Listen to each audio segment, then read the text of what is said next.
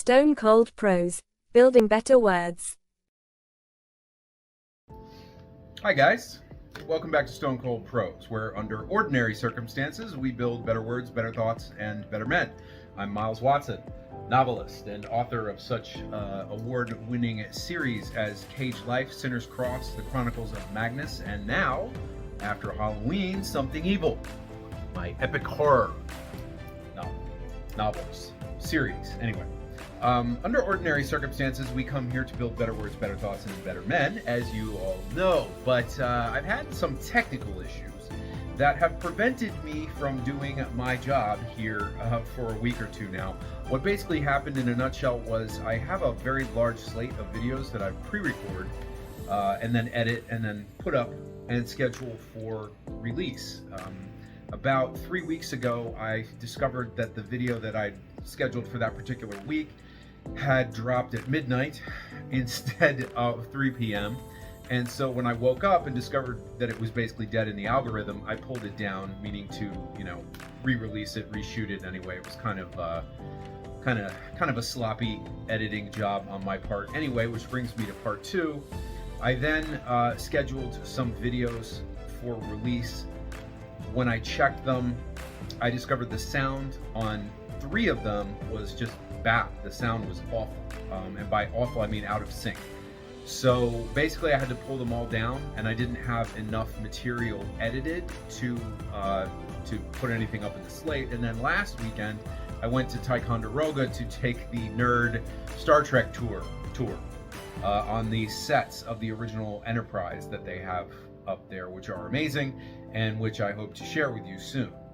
So basically I just wanted to drop a very short video explaining why I've been absent, because I know my channel has finally gotten a little bit of momentum in terms of subscribers and all that kind of stuff. And even though it's just a hobby channel, I never anticipated having 3,000, whatever it is, 3,500 subscribers or 3,700, or whatever it is. I never anticipated that. I thought maybe I'd peak at 100, and then just friends of mine and acquaintances, business, type people would tune in occasionally. It's blown up a little beyond that. Some of the videos go far, some tank. It's all good. It's for fun. Not every subject that I cover is of interest to everybody, especially not my Matt Houston video. That really ate the big one, but I had a lot of fun making it. Someday it will find its audience. YouTube actually restricted that video. They age restricted that video because I said, better cock your pistols in the first 10 seconds of the video.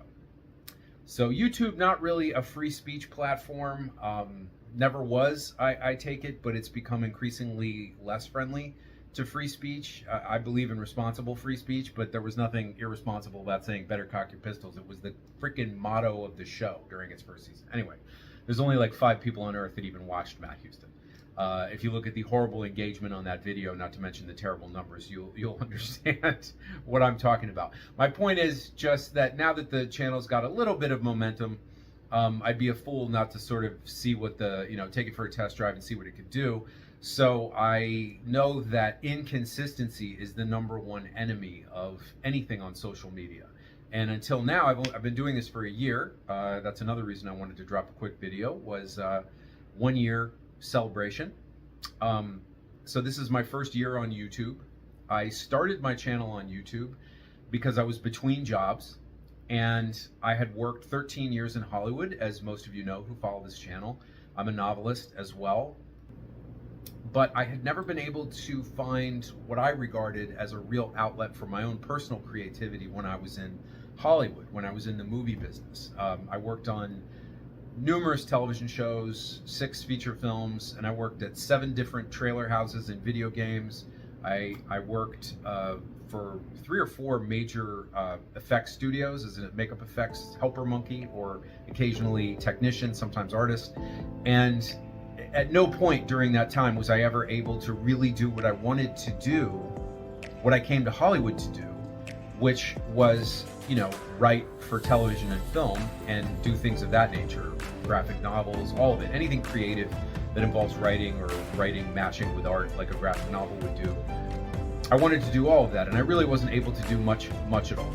A little, but not much. And so the YouTube channel was my opportunity to self-created opportunity to just vent some of that pent-up creative energy. I didn't really care if anybody watched or not. Obviously, I wanted some people to watch, but I thought I'd peak at 100 subscribers and get maybe 1,000 views on a peak video.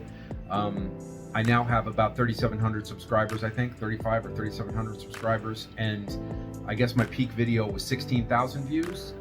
Some videos I get 20 views. It's all good. I know that there's a million other channels on YouTube, and monetization is kind of a joke now anyway.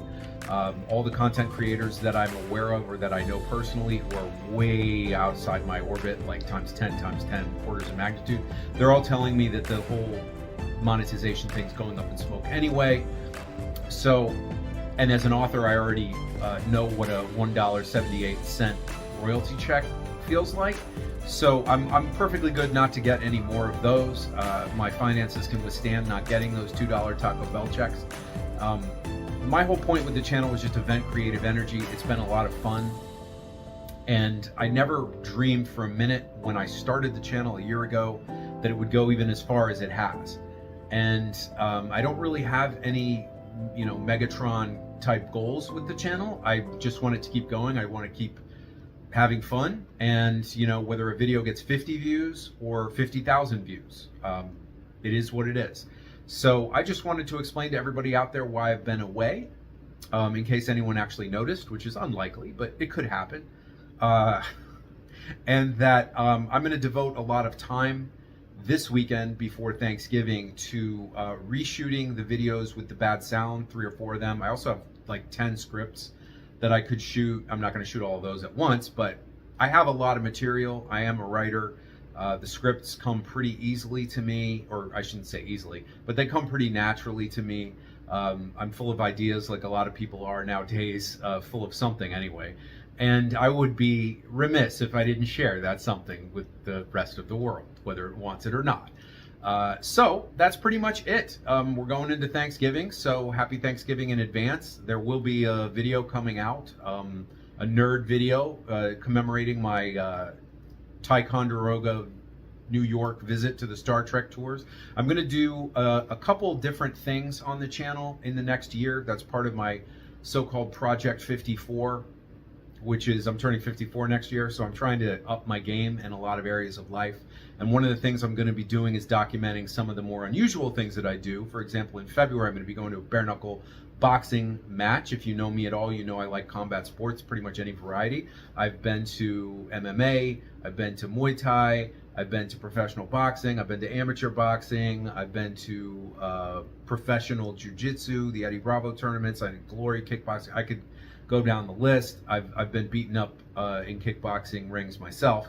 I love martial arts. I'm a black belt in White Tiger, and I just love martial arts. I love combat sports of any kind. I'll watch it even if I don't know what I'm watching. I just have fun. So I'll be documenting that and some other things that I'm going to be doing. A trip to Los Angeles in December, my old stomping grounds. And then the big news is, before I close out this rambling video, is that as of next year, as of the coming year of 2026, I am going to be doing an interview series with people that I know, who you will be, I'm sure, very interested to hear from. That will include former gangsters, former members of police agencies, stuntmen, actors and actresses, makeup effects artists. I know a lot of interesting people who have great stories to tell. I have a very wide circle of friends and acquaintances. So there'll be some actors and actresses up here. We'll get some makeup effects artists, stuntmen. I know more than one person who used to run in the organized crime circles. If you ever watched Gianni Russo's Hollywood Godfather podcast, I was a guest on that podcast. My episode was the highest rated episode of the entire season. I believe it was season 9. I'd have to check my IMDb, but I have a lot of experience bumping into organized crime people. That's another story, part of my criminal justice career, I guess you could say. A little bit of family history there as well with my father's interactions with some of these wise guys. And so I'll be bringing people like that on the show. I'll be interviewing them, no holds barred, long form. We'll be chopping them up in the editing room for shorts, but it's going to be long form videos. I'm not going to set a particular time on the interviews. They'll be up there to watch at your leisure, but there's going to be some bangers. I can absolutely guarantee that.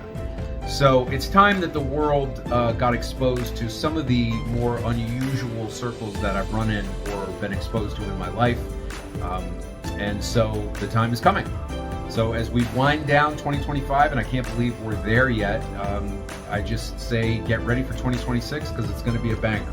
I will see you next time, which will be this Friday, and hopefully the sound will work. And until then, stay cold and check your audio, man.